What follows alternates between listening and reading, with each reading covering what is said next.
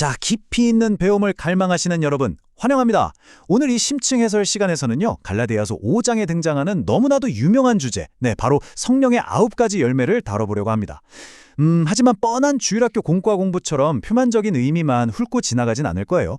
오늘은 개혁주의 청교도의 아주 깊고 정교한 렌즈를 통해서 우리 인간의 인격이 어떻게 초자연적으로 변화할 수 있는지, 그 경이로운 진짜 과정을 함께 파헤쳐 보겠습니다. 시작해볼까요? 좋아요. 그럼 본격적으로 들어가 보죠. 오늘 우리가 풀어갈 핵심 로드맵입니다. 첫째로 성령의 열매의 진짜 본질을 파악하고요. 둘째로 3가지 방향의 덕목을 살펴본 뒤, 셋째로 청교도들의 영적 해석을 거쳐 마지막으로 참된 신앙의 삶과 적용으로 마무리 지어보겠습니다. 이 치밀하고 체계적인 신학이 어떻게 하나로 풀리는지 곧 확인하시게 될 겁니다. 자, 첫 번째 섹션, 성령의 열매의 본질입니다. 본격적인 시작에 앞서 우리의 고정관념을 완전히 깨버리는 아주 매혹적인 언어적 반전을 하나 짚고 넘어가야 하는데요. 여기서 정말 흥미로운 점은요, 성경 원어를 보면 이 열매라는 단어, 그러니까 헬라어 카르포스가 복수가 아니라 정확히 단수로 기록되어 있다는 사실입니다. 우리는 흔히 9가지의 각기 다른 열매들이 가지마다 따로따로 열린다고 생각하잖아요. 사실은 전혀 그렇지 않다는 뜻이죠. 이걸 가장 완벽하게 보여주는 비유가 바로 포도송이입니다. 그러니까 이 9가지 덕목은 우리가 뷔페에 가서 난 인내가 좀 부족하니까 오늘은 인내만 골라 담아야지 할 수 있는 독립적인 특성들이 절대 아니에요. 성령의 온전한 통치를 받는 하나의 인격 안에서 마치 한 송이에 달린 여러 포도알처럼 동시에 함께 자라나는 통합적인 그리스도의 성품 그 자체인 겁니다. 사랑은 막 넘치는데 절제력이 아예 제로다? 글쎄요, 그건 애초에 참된 성령의 열매가 아닐 수도 있다는 아주 묵직한 뜻이 되는 거죠. 두 번째 파트로 넘어가 보죠. 3가지 방향의 덕목입니다. 청교도 신학자들은 이 9가지 덕목을 그냥 나열한 게 아니라 아주 기가 막힌 논리적 프레임워크로 분류해냈는데요. 이것은 이 열매가 향하는 정확한 관계적 방향을 아주 훌륭하게 보여줍니다. 딱 3곱하기3 매트릭스죠? 첫째 줄은 하나님을 향한 수직적 덕목, 둘째 줄은 이웃을 향한 수평적 덕목, 그리고 마지막 셋째 줄은 자기 자신을 향한 내면적 덕목입니다. 영적인 열매가 단순히 내 마음 편해지라고 있는 게 아니라 위로, 밖으로, 그리고 안으로 어떻게 완벽한 균형을 잡고 있는지 보여주는 정말 소름 돋게 정교한 설계도입니다. 자, 그럼 하나님을 향한 수직적 덕목부터 하나하나 깊이 파헤쳐 보겠습니다. 시작은 단연 모든 열매의 뿌리인 사랑, 즉 아가페입니다.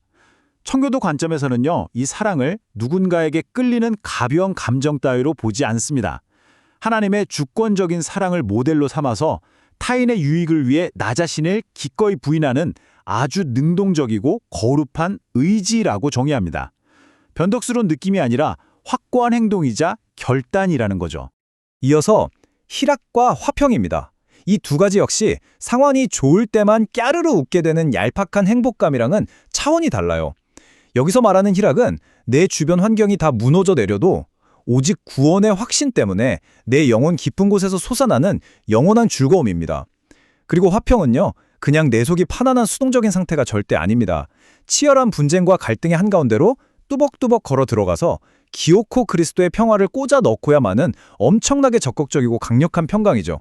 이렇게 하나님을 향한 수직적인 토대가 탄탄해지면 어떻게 될까요? 네, 당연히 우리 옆에 있는 이웃들에게 이 은혜가 자연스럽게 흘러가게 됩니다. 그래서 우리는 이웃을 향한 수평적 덕목인 2번째 그룹으로 시선을 옮기게 되는 거죠. 오래 참음, 자비, 양선, 이 3가지는 타고난 성격이 유순하다거나 그냥 착해 빠졌다는 뜻이 절대 아닙니다. 굉장히 역동적이고 밖을 향해 있어요. 오래 참음은 진짜 억울에 미칠 것 같은 고난 속에서도 꾹 참고 보복하지 않으며 하나님의 섭리를 기다리는 치열한 인내입니다. 자비는 타인의 고통을 내 일처럼 아파하며 먼저 다가가는 긍휼함이고요. 양선은 단순히 마음 씀씀이가 고운 걸 넘어서 내 손과 발을 움직이는 구체적인 선행으로 하나님의 의를 실천해내는 능동적인 에너지입니다. 자, 여기서 정말 중요한 핵심은 바로 이 3번째 그룹, 내면적 덕목 중 하나인 온유에 대한 청교도들의 반직관적인 해석입니다. 흔히 온유하다고 하면 이리저리 휘둘리는 약함이나 우유부단함을 떠올리기 쉽잖아요. 그런데 아니요. 이들은 온유를 길들여진 강함이라고 기가 막히게 정의했습니다. 힘이 없는 게 아니에요. 내 안에 불같은 혈기와 엄청난 힘이 끓어오르지만 그걸 온전히 하나님의 통제 아래 딱 묶어두었기 때문에 발산되는 진정으로 겸손하고 부드러운 마음입니다. 맹렬한 야생마가 훌륭한 주인을 만나 완벽한 명마로 길들여진 상태, 딱 그거죠. 나머지 내면의 덕목들, 충성과 절제도 짚고 넘어가야죠. 충성은 하나님과 사람 앞에서 내가 맡은 일에 대해 끝까지 변하지 않는 묵직한 책임감입니다. 그리고 이 매트릭스의 마지막, 절제. 이거 진짜 무시무시하게 중요합니다. 절제는 성령의 통치 아래 내 모든 욕망과 감정을 다스리는 건데요. 이건 단순히 참을성이 많다는 수준이 아니에요. 앞서 우리가 살펴본 그 모든 포도송이 같은 열매들이 한꺼번에 와르르 무너지지 않도록 꽉 잡아주는 최후의 방어선, 마지막 보루인 셈입니다. 이 절제가 뚫리면 다른 열매들도 순식간에 땅에 떨어져 썩어버리고 마는 거죠. 세 번째 파트입니다. 청교도의 영적 해석. 자, 그럼 도대체 무엇이 인간의 깊은 내면에 이런 기적 같은 변화를 만들어내는 걸까요? 우리는 지금부터 이 변화를 이끄는 신학적인 엔진을 철저히 개혁주의 청교도 관점에서 들여다볼 겁니다. 이 신학자들에게 이 9가지 열매는 그저 기독교인은 매너가 좋아야지 수준의 얄팍한 윤리 강령이 아니었습니다. 그들의 열매로 그들을 알리라는 성경 말씀 다들 아시죠? 이분들에게 참된 신앙이란 내 머릿속에 쑤셔 넣은 어려운 신학 지식의 양으로 증명되는 게 아니었어요. 오직 내 삶에서 실제로 맺혀 눈으로 확인 가능한 이 그리스도 중심적인 성품, 오직 이것만이 내가 영적으로 거듭났다는, 죽었다 깨어났다는 가장 확실하고 최종적인 증거 그 자체였습니다. 자, 그럼 이 과정이 어떻게 전개되는지 살펴볼까요? 청교도들이 보는 성화, 즉 거룩해지는 과정은 어느 날 자고 일어났더니 짠 하고 마법처럼 완성되는 게 절대 아닙니다. 매일매일 정말 하루도 빠짐없이 나의 이기적인 육체를 십자가에 못 박아 죽이는 굉장히 치열하고 고통스러운 과정이 요구됩니다.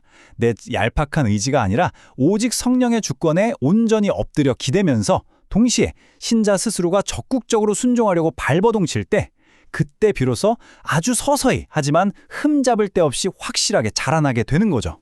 이 모든 깊은 신학적 해석의 한가운데에는 이마고 크리스티, 바로 그리스도의 형상이라는 궁극적인 목표가 자리 잡고 있습니다. 성령님이 우리 안에서 그토록 치열하게 일하시는 이유가 뭘까요? 우리를 그냥 세상에서 칭찬받는 혼자서도 잘하는 독립적이고 착한 도덕군자로 만들려는 게 아닙니다. 성령님의 타겟은 오직 하나예요. 우리를 예수 그리스도의 인격과 말 그대로 똑같은 모양으로 빚어내고 복제해내는 겁니다. 이 9가지 열매는 결국 예수님의 완벽한 초상화, 그 자체인 셈입니다. 자, 드디어 마지막 네 번째 파트, 신앙의 삶과 적용입니다. 아무리 기가 막힌 신학 이론이라도 내 일상에 적용되지 않으면 그냥 죽은 지식이잖아요. 이제 이 심오한 개념들을 거울 삼아 우리 자신을 한번 비춰봅시다. 여러분, 스스로에게 이 뼈아프지만 절대 피할 수 없는 질문을 한번 던져보세요. 내가 평소에 보여주는 그 인내심이나 친절함, 그거 진짜 성령이 일하신 결과인가요? 아니면 그냥 내가 원래 타고난 기질이 좀 둥글둥글해서 그런 건가요? 아까 그 포도송이 비유 기억나시죠? 만약 여러분이 남 돕는 건 기가 막히게 잘하는데 절제력은 바닥이라거나 평화주의자이긴 한데 불의를 보고도 바로잡을 용기가 눈꼽만큼도 없다면, 이건 팩트 폭행일 수 있지만 그건 성령의 열매가 아니라 그냥 여러분의 선천적인 성격일 확률이 매우 높습니다. 진짜 성령의 열매는 반드시 함께 묶음으로 자라나니까요. 바로 그래서 갈라디아서는 이 아름다운 열매를 이야기하기 직전에 아주 무시무시한 육체의 일을 먼저 경고하고 넘어가는 겁니다. 내 안에 꿈틀거리는 정욕과 탐심을 십자가에 못 박아 찢어내는 그 처절한 아픔 없이는 열매도 절대 없습니다. 하지만 여기서 반전. 열매 좀 맺어보겠다고 혼자 입 꽉 깨물고 용쓴다고 되는 것도 아니에요. 가지가 포도나무에 단단히 붙어만 있으면 열매는 그냥 자연스럽게 맺히는 거잖아요. 그러니까 매일 말씀과 기도로 예수님이라는 나무에 찰싹 달라붙어 있는 것. 사실 그게 우리가 해야 할 전부이자 가장 위대한 사명입니다. 오늘 우리가 깊게 파고든 이 문헌들의 결론은요, 성령의 9가지 열매를 이렇게 소름 돋도록 아름답게 정의합니다. 성령의 통치를 받는 영혼이 그리스도와 연합하여 맺는 거룩한 인격의 결정체. 와, 정말 압도적인 표현 아닌가요? 이건 뻔한 도덕교과서 수준의 이야기가 아닙니다. 오직 살아계신 하나님과 생명으로 깊이 연결된 영혼만이 세상에 뿜어낼 수 있는 가장 눈부시고 거룩한 생명의 폭발인 겁니다. 자, 이제 이 묵직한 질문을 여러분의 심장에 던지며 오늘 해설을 마무리할까 합니다.